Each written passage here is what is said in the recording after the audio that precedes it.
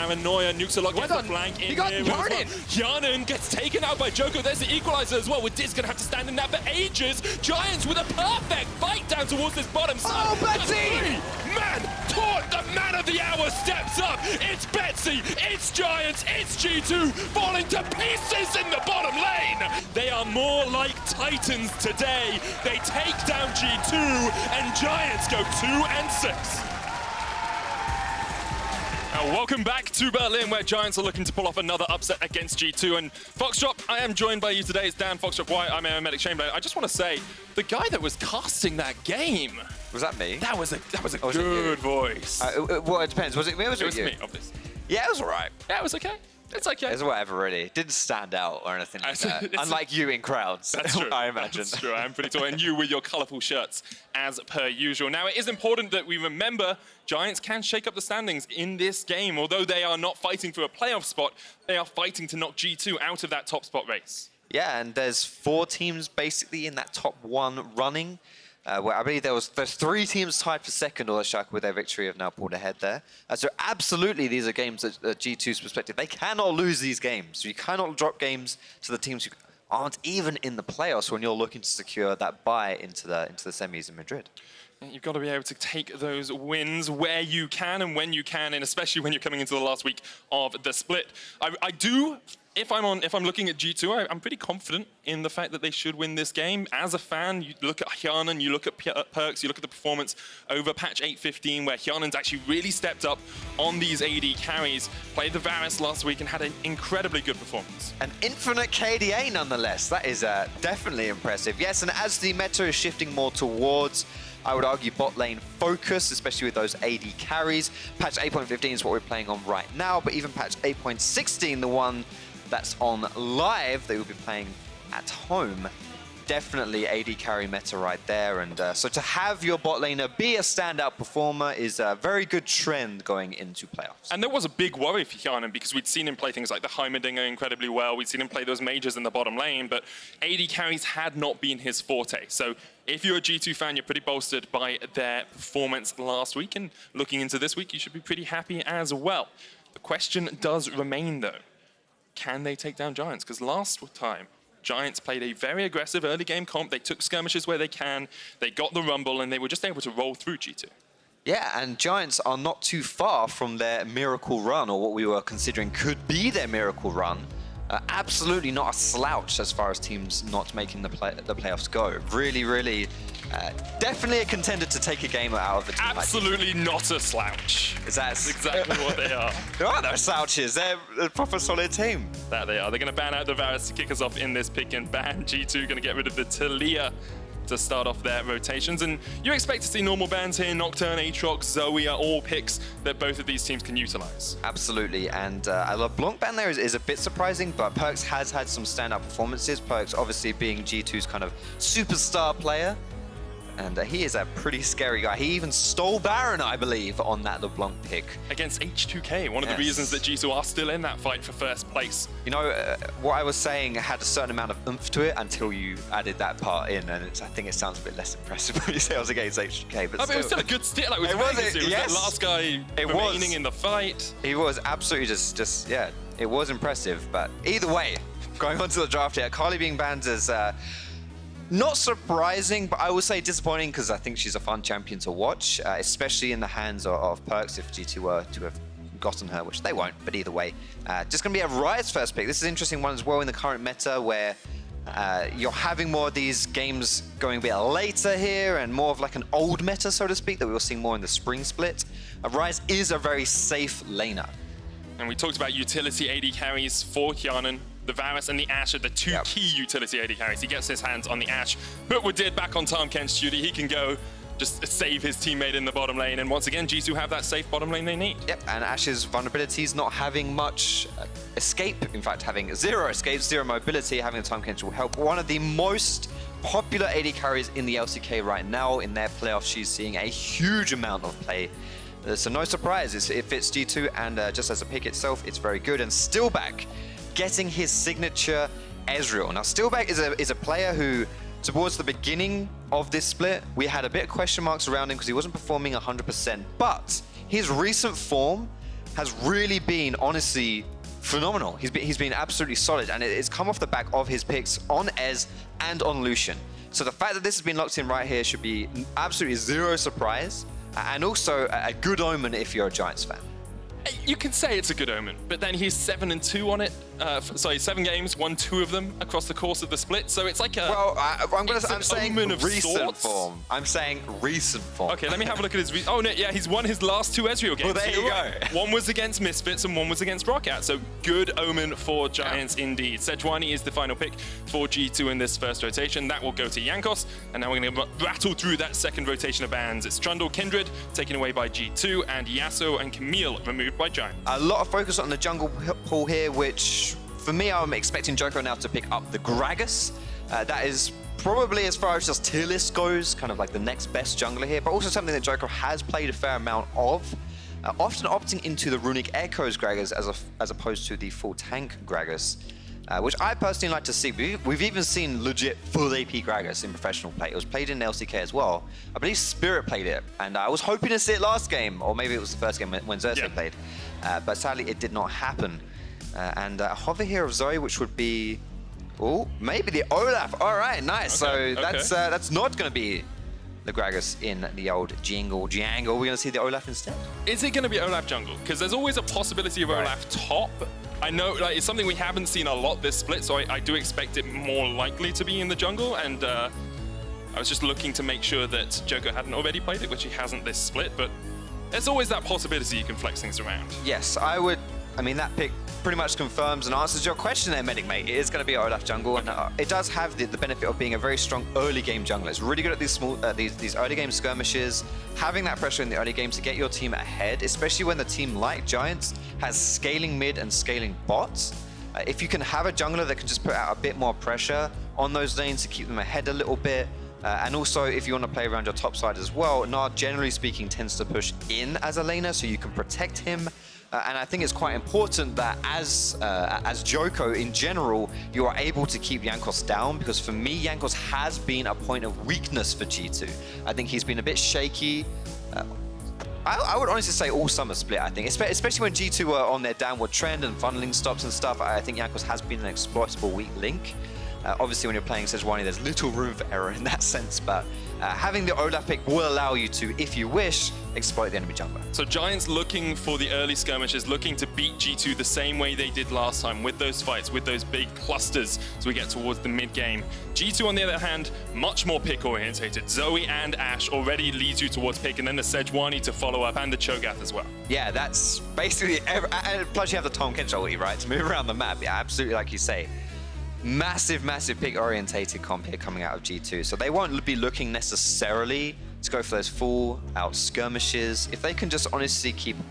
I mean, if they get any kind of lead as this game goes on, it's going to be ridiculously hard to play versus G2, and Giants are going to have to be careful that they do not concede any lead in this early game, because anytime you're playing versus a pick comp and you're behind, what happens is you lose control of the map goes dark, you have to start face-checking for vision, and that's when those Sleepy Bubble Troubles, the Glacial Prison, Enchanted Crystal Arrow fly across the map and hit you right in your face, which is not where you want them to land.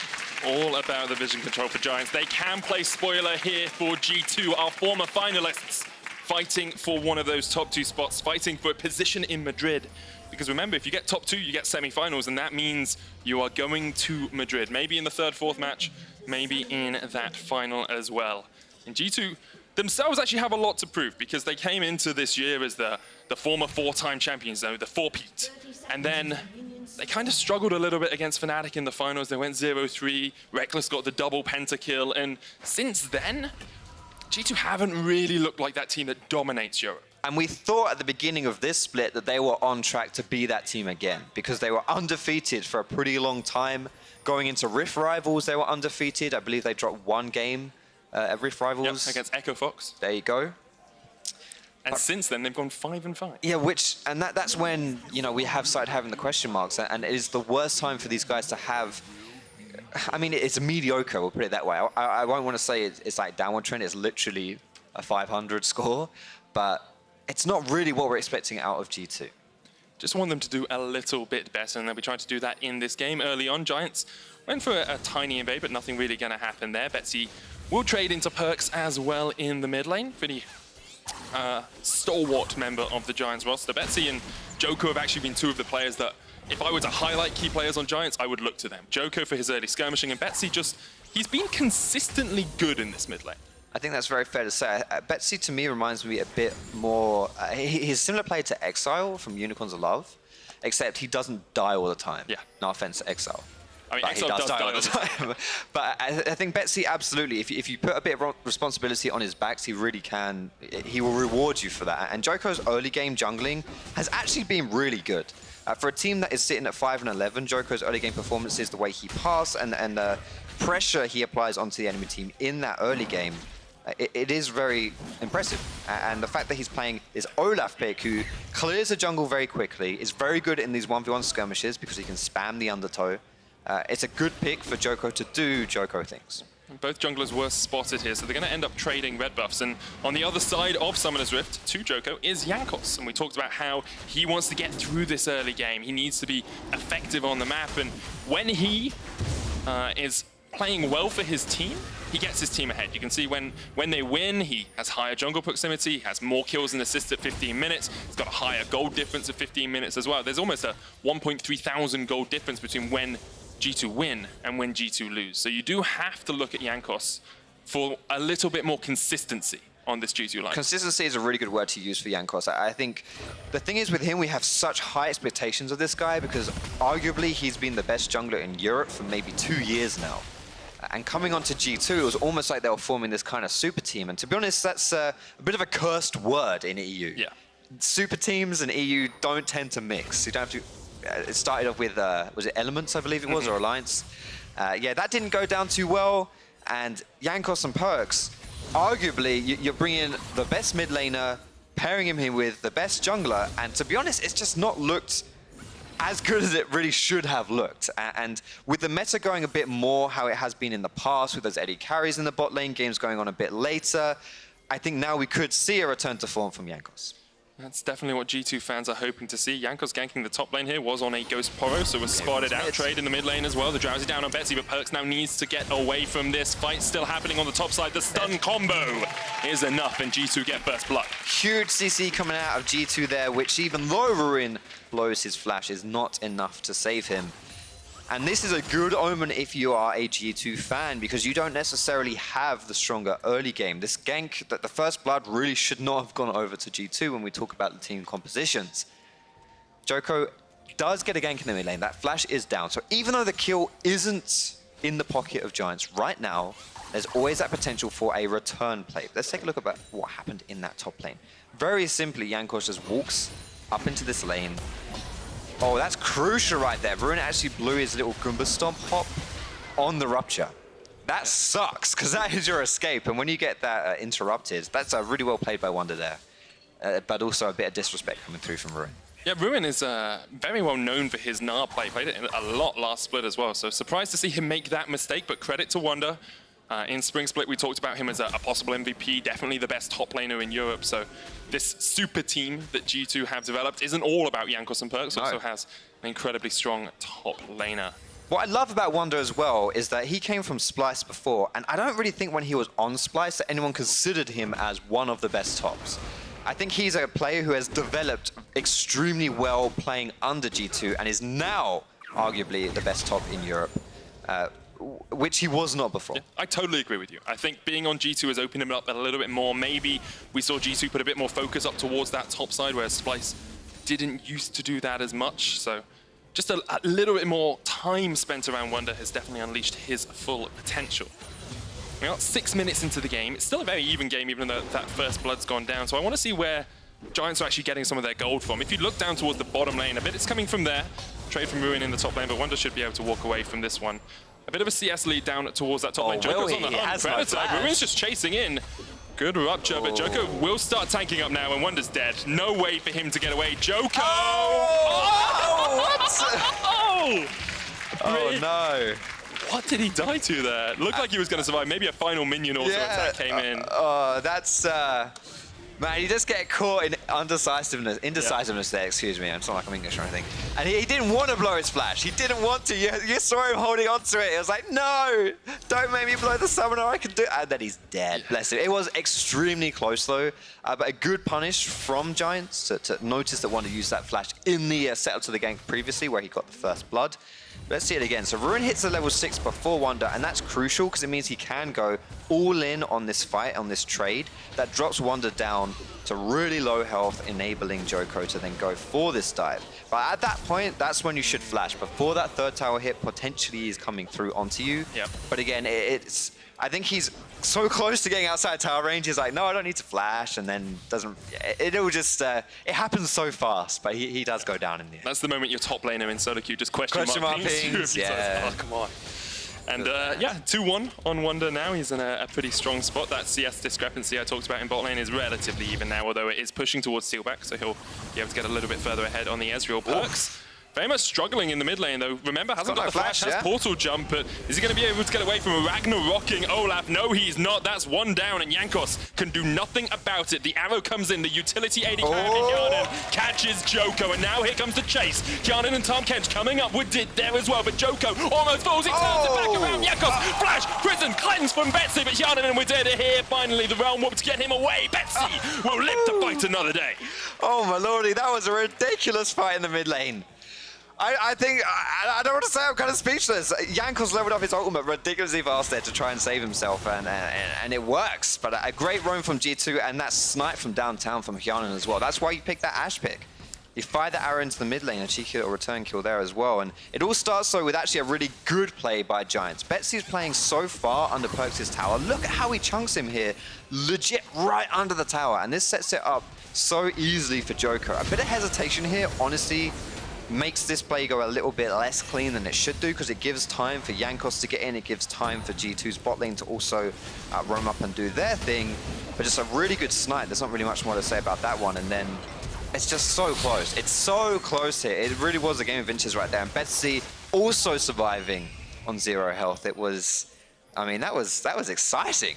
See, this is why you take Hail of Blades Tahm Kench. Right. Because you get the extra auto-attack speed, so you can insta-devour. That's fair. Or you can just take a knight. That's true as well. And not screw your team over and get reported for trolling. Hail of Blades is really good.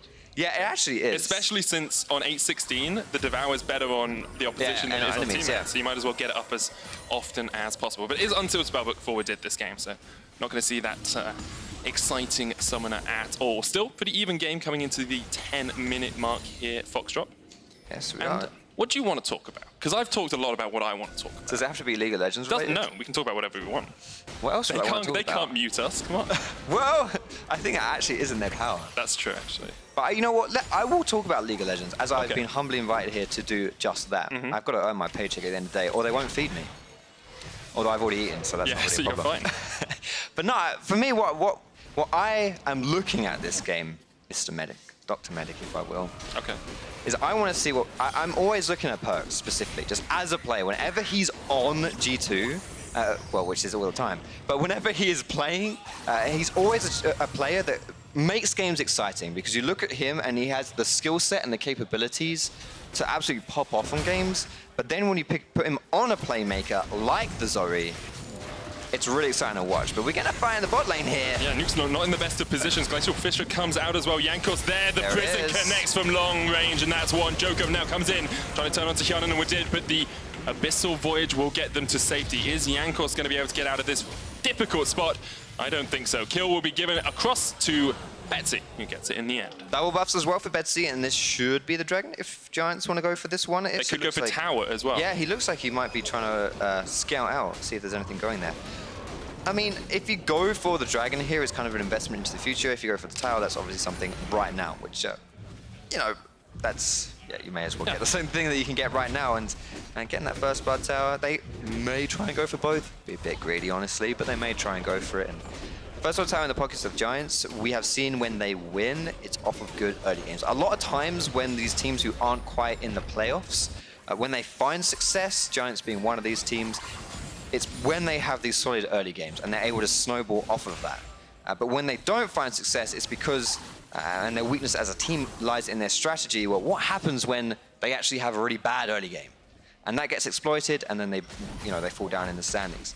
But Giants, they're up ahead, 1.5k gold, not too shabby, and with a scaling mid lane like Ryze, and that Ez as well looking for that 2-item spike. It's pretty good news. They're in a very good spot for those mid-game team fights if they want them. Let's have another look at how this fight started off, because I thought SirNukesAlot was just going to go down and G2 would get out. Yeah, and this is another downside not having Halo Blades Tahm. You can't devour him quickly enough. But Jankos, he's the first person to get into this play out of the two junglers. But this is the strength that you're seeing of Olaf as well, because Olaf just runs at people. Basically what he's doing now, just flashes the legitimately runs at people. It doesn't matter if you're good at utility AD carries if you're dead. Well, if you don't have a tower, then I guess that he genuinely, he couldn't have timed that better. I'm talking about how he genuinely just runs people down, and he flashed over the wall to do it. That is the most extreme example of what I was saying. I think that's the most bro-laugh play I've ever seen in my life. I'm just going, mate. I'm just going. Come on. I respect that. Come on. I absolutely respect that. And too many times when we see Olaf picks kind of fail, it's because they don't have this early game pressure. Right now, Djoko is sitting on a juicy 100% kill participation. Let's see the incredible mechanics that went through here. Flash! He threw the Q towards him. The chair genuinely just flashes the wall. It's phenomenal play right there. What an esports gamer. It's a next level esports game with a hyphen. Yes, and a capital S. Gamer. Fantastic. Indeed. Okay, let's take a quick stock of the situation, because it is a lead for Giants in the early game. We said if they fell behind, the game was pretty much doomed. I thought after the first blood happened, it could have been, but now Giants are actually still in the lead. They have a good position. They got the tower down towards the bottom side. They got themselves a Mountain Drake. They are going to lose Rift Herald, which does give a tower or a little bit of chunk damage onto a tower back to G2. But if I'm a Giants fan, I'm very happy with how this early game's gone. Yeah, absolutely. You can't be sour about it. And even though a lot of the pressure is on the early game just for Giants to find success, I would say that's not necessarily because of their comp, but just because of their playstyle as a team. But Jankos here is going to get caught out. He's also going to be sent to the Shadow Realm. Djoko, is that where you go? Yeah, that's where you go. You've activated my Ragnarok card. Yeah, precisely. Djoko Ragnaroks, and Jankos rolls into his grave. Thank you. That was very good. It wasn't, but that's I have pretty low standards, let's be honest. That's why you cast with me, mate. No one else would take me. Oh no. Oh. I've already joked that. Well, I think I'm already joking. Yeah, probably. Maybe we should page Quickshot. Quickshot, if you're listening, please say that's not true. Let's bring it back to the game at hand, though, because we have talked a lot about how Giants have been able to keep this early game lead up. They're starting to get towards these first item, Mana Moon, building up towards that second 2-item spike for Giants. If they're going to play around that, what's their intention? What's their next set of game plans? So with the 2-item spike on Ez, Steeelback plays Ez a bit more unique in the style that he rushes Sheen. He doesn't rush Tier first. So when he actually unlocks the Mana Moon, it's a bit later than traditionally you would see with an Ezreal. But you can see that the lane swaps are coming through here, and we'll probably see much more like a standard setup right now, where you're just going for the traditional play, right? Where the bot lane tower goes down, you lane swap, you try and get this top side here. And when that Triforce comes through from Steeelback, and when that Mana Moon comes through, and obviously the same goes for Betsy too. Ryze is a decent 2-item champion as well. You can definitely see Betsy just wave clear mid in like 0 seconds, because that's what Ryze does. And then he can realm warp up to the top lane. If you catch G2 sleeping, there's like a really good chance you can just get some picks that way, work that into tower, set up vision on the top side, and then go into that mid lane. It can be a bit formulaic, but also explosive, depending on if G2 respect the potential for Betsy to run. They're trying to get rid of this mid lane tower to reduce the ability for Betsy to roam around, and Djoko's going to try and answer it. You can see Steeelback on his way down as well, but Rift Herald is going to take a big chunk out of this tower. Doesn't do full damage because Djoko smited it, so will not get the tower. That's really intelligent play from the Giants jungler. It's intelligent and also very important, because if that mid lane tower goes down, it really does handcuff how Betsy can then play moving forward. Because Betsy absolutely, like I mentioned, just wants to wave clear mid and just shove, shove, shove, shove, shove. It stops Zoe being able to roam. It opens him up to be able to roam. But if that tower goes down, you can't really do that anymore, because then you're actually putting yourself in quite a vulnerable position because you don't have the tower there to protect yourself. So that's how it survives. It lives, unlike something happening on the technical side, which has gone boom. Well, hopefully it's not gone boom, because we'd be here for a while if it did. Yeah, a mini boom. A mini boom.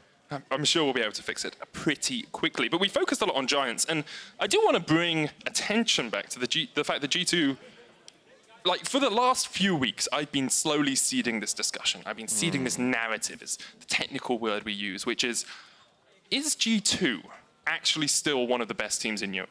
Are they still top 4? Are they still top 2? And I've asked a few people, and they're like, oh, maybe they are, maybe they're not. You know, Schalke are good, Fnatic are the best at the moment, but you've got Misfits and Splice and Schalke and everyone else here. Yep. What's your opinion, Foxdrop? Well, I've predicted G2 to finish second, and judging by the nature of my predictions, that probably means they are actually pretty crap. Yeah.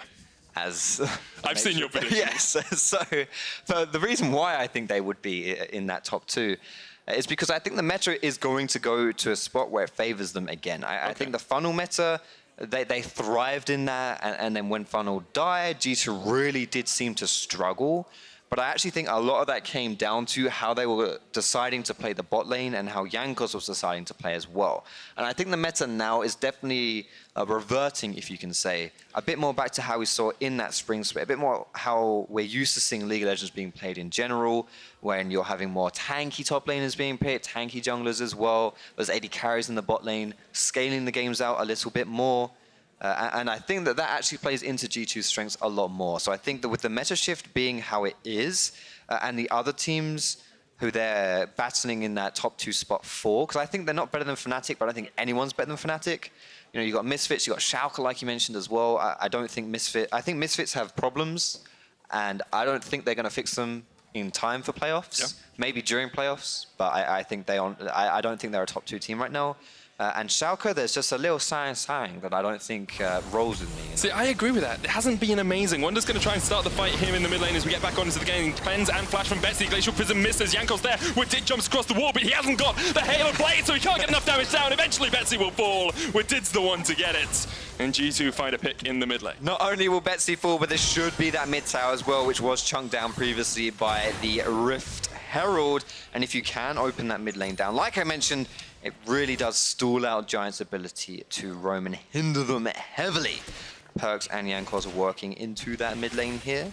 And I want to see now, oh blimey, I don't think they can dive this Djoko. But Djoko is trying to defend with his life. He might have gone too far forward. Yeah, Djoko's not in the best of spots at all. Shut down, 4 and 3 now, giving those kills across towards PerkZ as well. The tower's going to fall, and G2 will equalize the gold score coming up towards that 17-minute mark. When I said I didn't think they could dive Djoko, I meant asterisk, Djoko doesn't walk up to them and suicide. Yeah, that's what I was getting at there. But you know what? That's a classic solo queue move though. When you've lost something, you try so hard to defend it, you just lose even more. Because you can't defend it. But yeah, here we go. This is how it all starts off. And G2, we talked about the pick comp that they have. Really good setup here. Wunder with that righteous glory. There's just no way. I mean, it's not even like G2 played this particularly cleanly. Honestly, they kind of whiffed a lot of key stuff. They missed a few skill shots.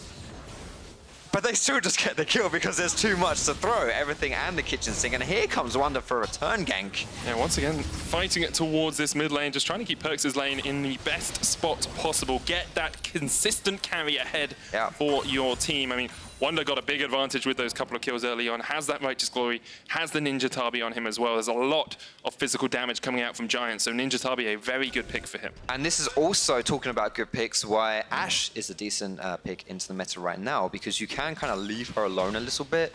She's not good at protecting herself. You will have to make sure she doesn't die when she's by herself. But just stylistically, she's not a champion that you need to funnel all your resources into. She will be useful, even if she's not the center of your attention. So that means you can then put resources into champions like the Zoe, into players like PerkZ, who, like you mentioned, are those consistent carries and are the stars of your team. That's exactly what G2 are trying to do. Giants, on the other hand, have a lot of their damage, a lot of their early gold funneled into Djoko, sitting on 4 kills on the Olaf, has the Black Cleaver completed as well. But you can see it's only about 100 gold ahead of Jankos at the moment. Interesting to see Steeelback 600 gold in advantage over Hjärnan. mostly because of that kleptomancy you would expect, but 20 extra CS as well for him. You highlighted him before the game even started, and I thought, Steeelback sometimes plays really well, but you talked specifically about his Ezreal, and he's showing up once again. Yeah, recent form, he has turned a page on his Ezreal book. The first page was pretty ugly. Yeah. And very yes, L. lots of L's and lots of red colors. But now it's looking pretty decent, and I think what's great about Steeelback on Ez, as we probably won't get to talk about this right now. Taham's going to ult in here. It's just for the dragon. The Ashe arrow comes out as well. That is actually spicy, if you saw that. And this is what I was thinking about when I saw a TP on the Ashe as well, but you can do it with Tahm Kench. You can fire your arrow from downtown, TP in or Abyssal Voyage in with the Tahm Kench, and then you arrive, and right behind you comes your Ashe ult. It's the old school Ashe mid, where you just arrow and then teleport to the tower straight away. I really hope we see that work in this game. We almost saw it right there. We need a name for it if we're gonna. Oh man, that's a lot of power and responsibility to give to us. I think we deserve should do that. I think we do it. Do you think so? Yeah. I'm not very good with names. Remember that, like, Quickshot and Deficio, the last time they thought of a name was the Molotov Baguette. And it was for something that Soaz did. I can't remember what the ability or something. Soaz was just chucking something in. It's like, oh, it's a Molotov Baguette. So we have the power to name things, and Giants have the power to start up this Baron straight away. Tahm Kench on his way as well. They will stop because a ward was placed in the back of the pit. No control ward for them. Ruin trading into Wunder here has finished that Wit's End and has the Black Cleaver, so it's doing a lot of damage to this Cho'Gath, just trading into him. Gonna go towards the mini pretty soon, and then he'll get that extra range advantage. Wunder's gonna fall before PerkZ can even get there. Dodges to the side from Ruin, as well as he misses the Paddle Star. PerkZ on the chase, the sleep connects, and this should be a kill for PerkZ. Paddle Star comes out. Ruin still alive. Good night, sweet prince, you say, but Ruin is going to live for another day for now, at least. Jankos on his way. Ruin looking for the E, looking for the jump across prison from downtown, and Ruin is not in the best of spots. But why are you recalling Giants? They just sent 3 people into that bot lane. You have to get at least something out of it. As it stands, all they get are recalls, which is not an optimal result out of drawing 3 people into that bot lane. I really think they could have got that mid tower in that scenario, but at the same time, maybe a bit of miscommunication here from Giants as well. And one of the reasons why they're not quite able to reach into that playoffs is little things like this. Yeah. There's often not a lot of huge differences between teams, and it's just lots of small things that make a big difference, right? And Ruin able to get that solo kill, able to draw 2 other members of G2 down to his lane in the bot lane, but Giants not able to do anything from it. And Betsy, oh my lordy, Ryze is just, I don't know how to describe Ryze. What's the word you would use to describe Ryze, Medic? Frustrating? Frustrating? Deceptive. Deceptive. Like, sometimes I watch a Ryze and my eye's dead, and then he just like, no, I've got shields, I've got Rune Prison, whoa. That's very fair. That was a good description. I think Spaghetti is a good one as well, because his also attacks look like just little lightning bolts of spaghetti. I've never thought about that. That's fair. It's my spaghetti noise, by the way. Yes, is that what spaghetti sounds like? Every type of pasta has a noise. What does linguine sound like? Do you even know what linguine is? Yeah, of course I do. I've watched Ratatouille. Okay? I was in doubt until you said that. I can believe that. You know what? The word I would use to describe Ryze is vile. He's a vile champion. Okay. But right now, the lead that Giants has accrued is not in that territory. A 900 gold lead is not a vile, disgusting, deceptive, or frustrating lead for G2. And what a lot of the gold from Giants has boiled down to is the pocket of Olaf, who has itemized into what we see a lot of nowadays. I was talking about this on the, I don't know if this was even in rehearsals or what, but I remember saying backstage, this. Was it backstage? Yes. Okay. I was mentioning this, the Cinderhulk Stone Plates combo. Oh. Need to be a bit careful here. Djoko 8, Sleepy Trouble Bubble. The root comes out onto Jankos as well, and Betsy will escape. Gnar still pushing in that bottom lane, has the teleport if he wants to join this fight. But that's absolutely, that's perfect. G2 want to force against the grouped up squad of Giants. And the fact that one of the biggest engaged tools from G2, which is that Sejuani ultimate, is sort of wasted there. Yeah. It's a really huge deal, and means that Giants and Ruin specifically can just stay in this bot lane, go for that split push even more, and that's plays right into Giants' pocket. But the point I was going to make before is this Cinderhulk Stone Plate combo that we see all the time nowadays. Trundles build it, Skarners build it, Gragas builds it, Sejuani builds it, or everyone builds it on the jungle now. As a jungle main, it makes me weep because it ain't fun. It's boring. Do you not like winning games? Well, Yeah, well, yeah. If I was a pro player, I guess I would be okay with it. But as it stands as a lowly D3 pleb, I am not okay with it. The thing is, right, I support mained through the Ardent Sensor meta, so I totally understand where you're coming from. Well, were you going to say I did not enjoy that meta at all. I play Thresh and I play Alistair and, you know, these guys that like to attack people, not these guys that like to shield people and stand. I don't think there is a less respected demographic in League than Ardent abusers back then. That's true. That's true. Betsy's going to be able to escape Jankos and gets himself to safety. That is cheeky. And Giants still pushing G2 to their very limit here. G2 have made a couple of plays, but it hasn't worked out for them. But I want to give huge credits actually to Giants and Betsy specifically, because G2 have really focused him. They put a lot of stuff towards him, and he's only been caught out once. And that was pretty close in itself. Like, Betsy is actually doing a really good job of absorbing all this pressure from G2, but not actually conceding a lot of it. I did compare him to Exile in his playstyle capabilities. This is the point where Exile would be about 0-6 in the game. But Betsy, only that one death. And I think that he is really able... There's such a facet to your team if you can have someone that takes a lot of pressure but doesn't fold. Yeah, I totally agree with you, especially against a combination like PerkZ and Jankos, even Wunder coming in to join those fights. The only time he died was when Wunder was there. Inhibitor tower falling in the top side, and G2 are odds and ends here. They're not reacting. Tahm Kench is backed. Maybe they're going to come across now, but immediately Giants say, okay, we're going to do something on the other side of the map. Exactly, and this time when Ruin was setting up in that bot lane and got that inhibitor tower, Giants were ready to do something, like you mentioned, on the other side of the map, which led to them getting that mid tower as well, and then they all ran over to the Baron too, so that G2 are really spread thin across this map here. I do it too. Looking like a piece of stretched out linguine, if I may. Yes, they are thrumping their way through the Summoner's Rift. And Giants will take this any day of the week, but on the plus side for G2, these guys only really need to get a solid Sejuani ultimate to catch someone. And their team comp, if they do that, they can then group up. And that has been one of G2's strengths. Their map rotations right now are looking pretty weak. But when they are making proactive rotations, not just the reactive ones, they actually are very good at doing that. They definitely are. Okay, let's take a quick re-evaluation of exactly where we are. We've had our spaghetti and linguine jokes. We've had our discussion as to what the long-range arrow should be called. I'm still expecting you to think of a name, but what about the state of the game? 2,000 gold lead for Giants, a Mountain Drake apiece for both these teams. Second item complete on both AD carries and on both mid laners. So it's actually a very even game state coming into the mid to late game now, and what we want to see is Giants pulling G2 across the map a little bit more, and G2 are trying to react by getting control of this river. And I think that even if G2 get a pick here, they have to be really, well, picky is not the word I should use there, choosy, about who they try and get a pick onto. Because the Braum, the Olaf, I won't count Ruin because he's not going to be grouping, but you have to land it on Betsy, and if you do, you have to have significant follow-up because he has the cleanse. Steeelback as an Ezreal is notoriously slippy, and he has the sash. What? Oh my god. Can we just do what Zoe did there and delete her from the game? Is that a petition? Can I do that? Yeah, change.org, go on. Chuck it on, 100,000 signatures.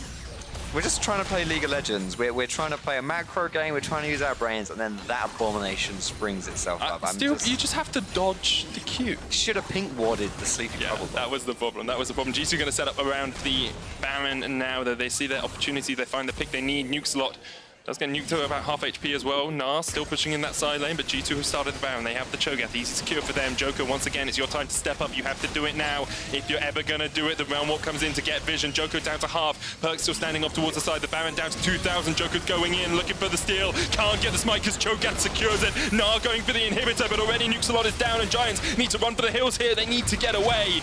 G2 going to use the enhanced recalls. Let's look at that inhibitor, though, in the top side. Let's look at the Gnar. The sleep does connect. Betsy's still alive. Turns it back onto PerkZ, but the cleanse away. The paddle is going to be enough with the final auto in. Inhibitor falls down towards the bottom side as well, so Giants get something out of it, but Ruin is being chased down by Wunder and Hjärnan, perpetually slowed, flashes away. The boomerang gets hit with a volley right at the end of that.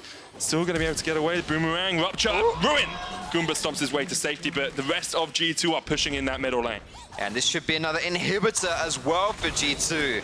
The game just explodes out of that one pick. Able to pick up the Baron, and obviously inhibitor more objectives here as well. Ruin is doing his best to salvage things in this game. But Giants, oh man, they're looking rough right now. They definitely are. Steeelback with his first death in the last 3 games on Ezreal. Whoa. It's a shame for him. I don't think that should even count, really. Can we just get stats to it? Just ignore that. Just erase it. Like, the amount of things stats would erase if they could. Trust me, it would have happened a lot of times. Would funnel never have happened? Funnel would have never happened. We would never have had a Rammus mid lane last split. Right, or right. Heimerdinger jungle, I think we had at one point as well. But in this game, the only thing that's getting erased are the Giants members and that inhibitor in the mid lane. Giants did manage to get an inhibitor of their own, so it was a more even trade than it could have been. But it feels like the turning of the tide. It feels like G2 finally stepping up in this matchup. And it all came down from that one pick. It's sort of ironic that G2 have got drafted a quite heavy pick comp, and all it took was just Zoe doing Zoe things for it to actually work. But now G2 is most likely going to position to the bot lane, as I say that. Yeah, Betsy needs to try and escape here, but there's not really anywhere he can go. He's down, Jankos gets him, no vision for Betsy, and G2 find another pick and will play towards this bottom side. But I mentioned before that Betsy had done a really good job this game of absorbing the pressure and escaping G2's attempts to kill him. To be honest, wasn't a good example. That was not a good example, but he should have known better there, because just purely, you know that most likely G2 is going to go towards that bot side. There's no reason for them to be top side, because there's no real objective for them to push into.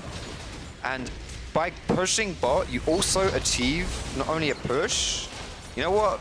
Let's just watch Djoko get eaten. Let's watch Djoko get eaten. Yeah, Hjärnan's going to take him out in the end. They went for the dive, but they didn't expect the teleport coming in from Hjärnan, and now G2 will push in with all 3 members down towards this bottom side. Betsy up in 11. Cleanse used by Steeelback, but this will be the second inhibitor, and G2 still fighting for first. They need this win if they're going to be able to get first in the regular season. And with this inhibitor, they would have put themselves in a very good spot. Can't get it though, and flash in from NukesAlot. Fisher misses onto Wadid. Counter teleport hit by Wunder to join his teammates. Ashe pushing in the top lane. 4v4. Ruin chasing in, looking for the Mega, has the Gnar, of course, gonna double bounce in, but it's only onto Wunder. They catch one, Steeelback, raining hell in from the side, the double wallop stuns PerkZ, Wunder will fall. Ashe is up towards that top lane though, and is going to be able to get this tower. Split push Ashe, baby, that's what it's all about.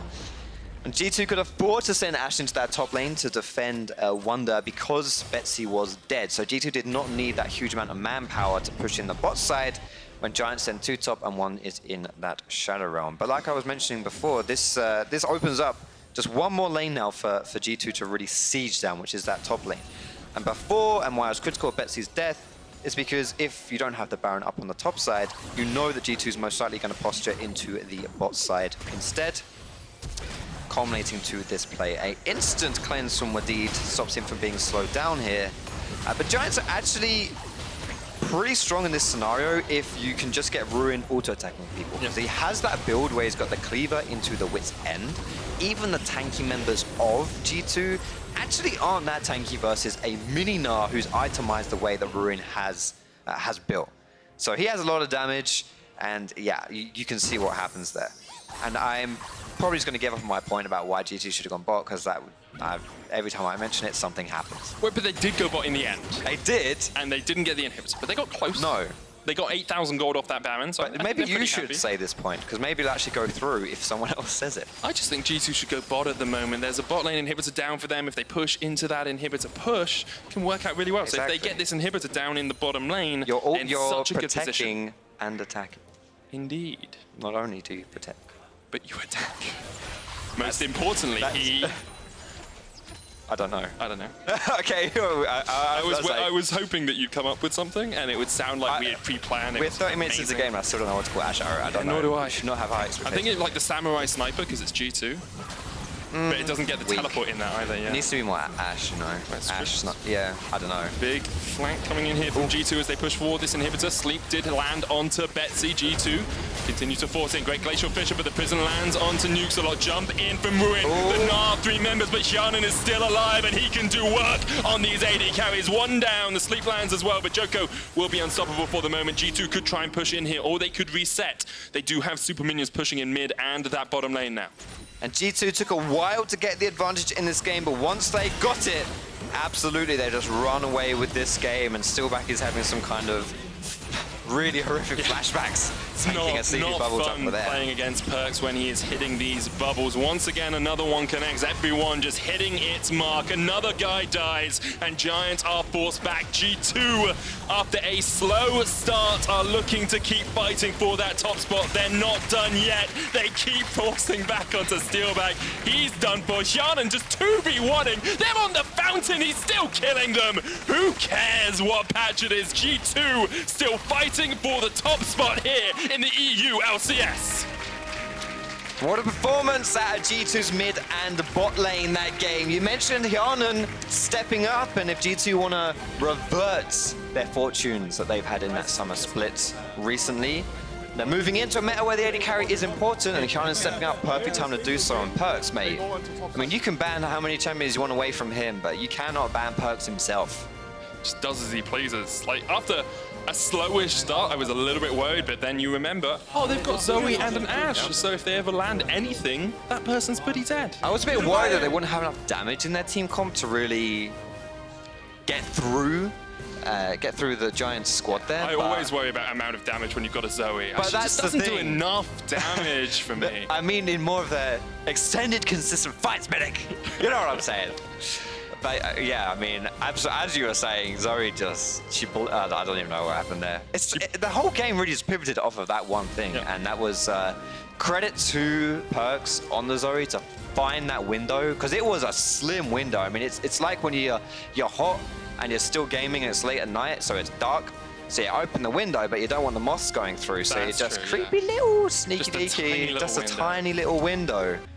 Somehow the moth still found its way through, as it always does. And there it is. G2 honestly had a decent lead in this game for, well, as you can see, the majority of the game. And then G2 just ran away with it. Yeah, great stuff from Hjärnan as well. 30,000 damage from him on that Ashe. Once again, stepping up to the plate. I'm really liking what I'm seeing from this G2 roster. And when you talked about how the meta shift would favor them, how they were probably still one of the top 2 teams in Europe, this is the sort of thing that we were looking at. They can play more methodically, they can play slower, they can play through their bot lane if they need to, they can play through top lane if they need to, they can play through PerkZ if they need to. They have all these different options, and it means that they are still challenging for that first spot. We're going to have another look at exactly how G2 actually ended this game, and it was, after that 30-minute fight, it was really just a matter of time. And at this point, G2 is just way too tanky, really. I mean, when you have like Jankos, you have Wunder, you have Wadid here, there's too much damage to get through onto the G2 squad, and Giants had a lot of their early success on Djoko, don't forget. So a lot of the gold was onto him, and when you can't get through that tanky front line, when you have Hjärnan and PerkZ, I mentioned maybe they wouldn't have enough damage with just those two. Not really hyper carries in team fights, but I mean... Yeah, Hjärnan's killing people on the Nexus. Hjärnan is fountain diving. Yeah. PerkZ is one-shotting people. I don't think they needed to worry about damage. No, I don't think they did at all. As the game is over, you guys have one thing to do, and go and vote for your player of the game at LOL Esports on Twitter. It's PerkZ? That's just a combination of all three. Jankos. It's like a combination of all three. It's PerkZ, Jankos, and Hjärnan, who are your choices. I think it's close, but I mean, PerkZ kind of won the game with that one pick. Yeah, he did, but I really want to give it to Hjärnan. I think Hjärnan is in a good shout. Good job. Well, he's in a good shout for it. Yeah, in spring, we got to see G2 in Copenhagen, and this time we're going to Madrid for the EU LCS Finals the 8th and 9th of September. So get your tickets for the event over at eu.lolesports.com/Madrid. With only one R, not as many as I said. You can also check out viewing parties across Europe at www.leagueoflegendsincinemas.com. That's all one word in the middle. So, League of Legends in cinemas. All together. But the dot isn't a word, that's just a dot. The dot is actually just a dot, or a full stop, or a point, however you want to say, or a period if you're American. Coming up next, Fnatic with Reckless on their lineup look to take a big step in that first place race with a win against Roccat. But before that, let's hear from Laure and G2's jungler. Thank you very much, Medic. G2 here opening the week with a win against Giant. Now, Jankos, the last time you played Giants, you lost. So what was different this time? I think last time we played against Giants, we made a lot of mistakes in the early game, and we gave them comfortable champions. I think this game, our draft was better, even though we were red side. And I think we played really slow, but we kind of knew that, at some point we should outscale them.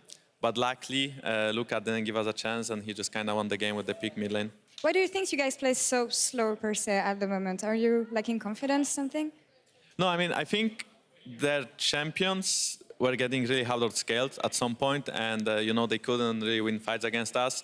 And we tend to play over-aggressive, or we make decisions where we can fight when we don't need to fight sometimes, even though we will be stronger at some point. So I think even though Luka got this pick, I think if he wouldn't have, I think we would be perfectly fine in game, and we would start forcing Nash with Cho'Gath. We have pretty good smite, and even though Gnar was like a little bit annoying with the bot pressure, and we misplayed a couple of times, that costed us turrets. I think the game was not that difficult. Like, I mean, it was hard, but it's fine, winnable. You're always hard on yourself whenever we talk. Why is that so? I mean, I think it's because maybe I didn't have like the best weeks in my career last 3 weeks. I think last week was fine, but I think I didn't play as good as I should have been playing after Rift Rivals. And, before the Rift Rivals, we played only Funnel. So who knows how I would perform. I mean, I honestly think I would perform well, but I don't know because I played Braum. So I was playing fine Braum.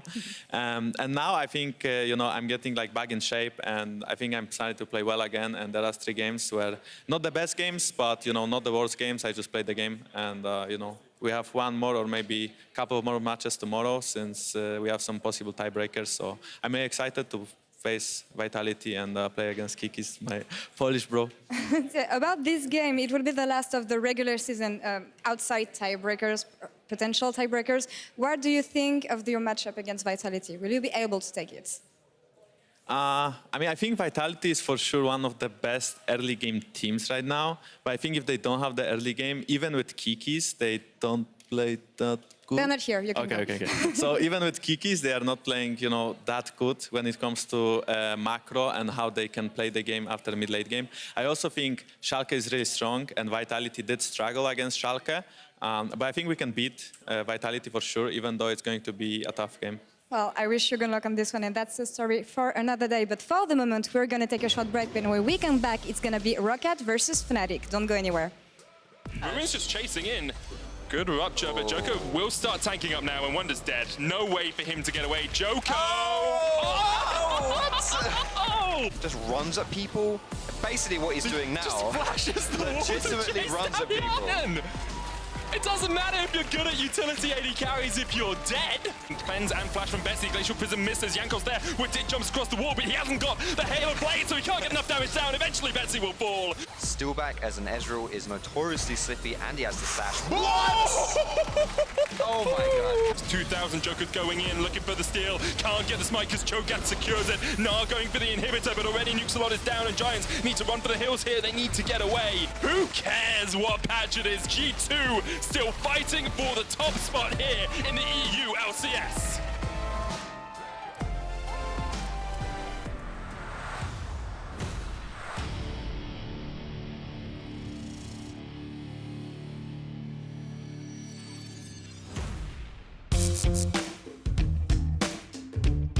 Speaking of that moment, and let's hope that it doesn't happen, but on the off chance it does, Felix at Crepes for Dinner asks, does he have plans for when he retires? So do you have plans for when you retire? Are you going to continue in the league scene, or do you see yourself working on something else? So once again, God forbid that you retire. Obviously, EU loves you, but if you do leave, if you do decide to step away from League of Legends, do you want to stay in esports? Are you gonna pursue a new?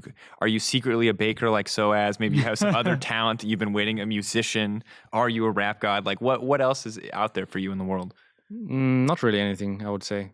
I don't really have an education, so if I want to do something within computer technology, which is what I studied, I would have to pull another 3 + 5, 8 years, which is something I obviously don't want to do. Mm-hmm. So for me, at least, I'm going to stay within the industry in one way or the other. But I don't want to do that instantly. So let's say in a theoretical world, I would retire after the season.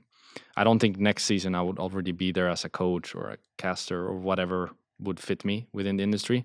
I would want to take a year and just travel the world because I have been pretty much everywhere, but I haven't seen much. Yeah, because most of the time, trust me, like, most of the time we just sit in the hotel, right? Yep. And then the only real time we get outside is when we travel to the venue. There is not much else to it. So what I want to do is backpack around the world, and I would probably want to start in New Zealand, I think, and check out the Hobbit village. New profile. I always forget that's there, and then every time someone goes to New Zealand, I'm like, that's where they play. And then I would like to do Australia. I've been there once before, and it was amazing. I would like to do that. And then some parts of Asia I haven't been to. Denmark. Some of the islands, and then Scandinavia. Yeah, of course. Just, check everything out. I think that would be a great Makes a lot of adventure. sense. Also taking a break, like a real break.